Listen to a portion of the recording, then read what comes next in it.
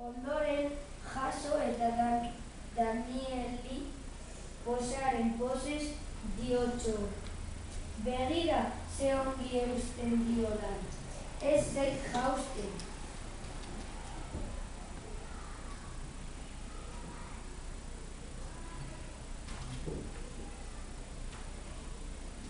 Mikelak elurrezko panpina handi bat egin du.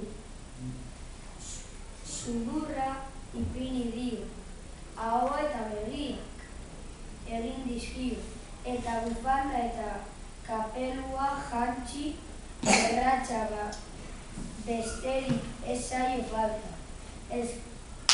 Ekarriko aldidazu erretxa, eskatu dio Daniel nebari.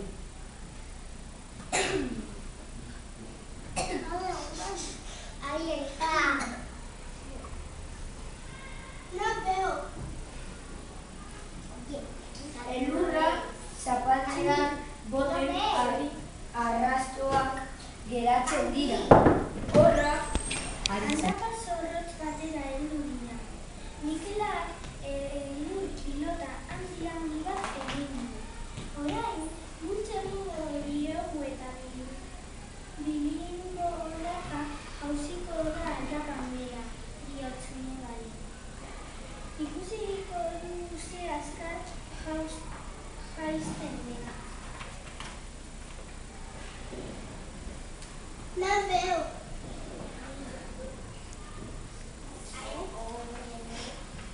Daniel eta Mikela pilotaren atzetik zitoaz, baina pilotak enbor bat jo du sasta eta desegin egin da. Horren ongi pasatzen ari ginen, atzeka beretu da Mikel. Ai.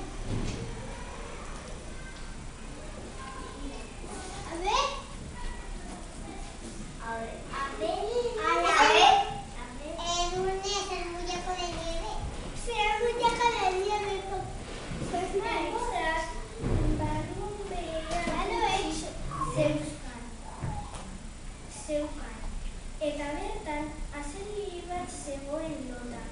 Halako batean irten da eta oihuka esan dio. Nor dabil nire enborra jotzen? Esnatu egin nahi zuen? Ai harrakatzen bazaitute. Eta haien atzetik abiatu da. Mikela eta Daniel bertan. Gura, ailean joan dira.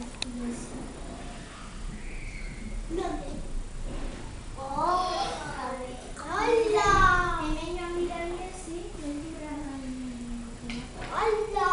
Mikel eta Daniel arnazestuka heldu dira zelan. Kaixo, diotzu Mikelak behi bati.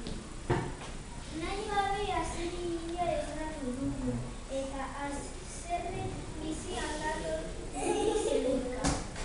Lagunduko aldizu, begira. Hemen dago behia,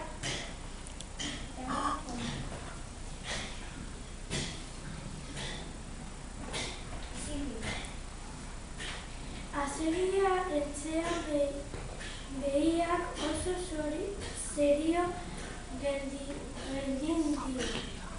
Nora zoaz hain aska,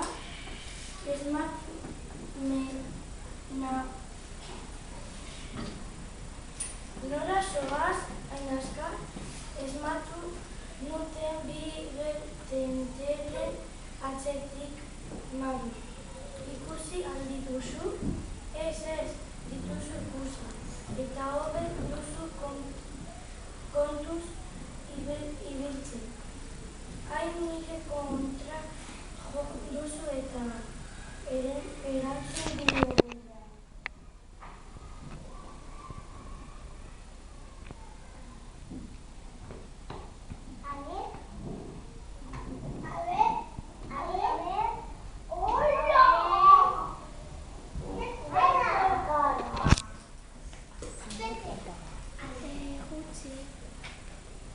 Azeria joaterekin batera Danielek eta Mikelek